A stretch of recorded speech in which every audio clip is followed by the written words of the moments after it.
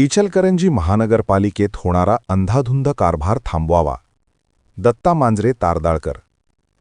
सध्या इचलकरंजी महानगरपालिका हद्दीमध्ये 3 लाखाच्या वर लोकसंख्या असून महानगरपालिकेने आरोग्य विभागाचे कॉन्टॅक्ट झाडू काम व कचरा उठाव यांना दिले आहे. त्यामुळे सध्या कॉन्ट्रॅक्टरकडील किती कर्मचारी आहेत व किती कर्मचाऱ्यांना काय कार्ड दिले आहे, त्यातील किती कर्मचारी हजर असतात व किती गैरहजर असतात याचा कोणताही ताळमेळ दाखवला जात नाही. तसेच महानगरपालिकेत अधिकारी 10 ते 15 गाड्यांचा वापर करत असून ते पूर्णतः बेकायदेशीर असून त्याचा हिशोब कोठेही ठेवला जात नाही.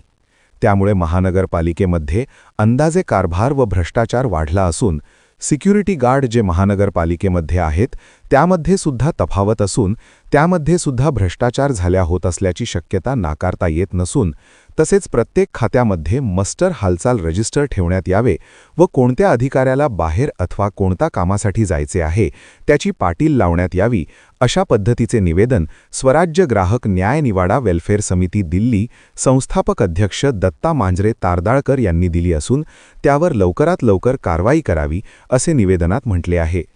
तसेच सदर निवेदनावर दत्तात्रय गोडबोले, दगडू कांबळे, सिद्धार्थ गायकवाड, दिनकर थोरात, श्रीकांत कांबळे आदी मान्यवरांच्या आहेत.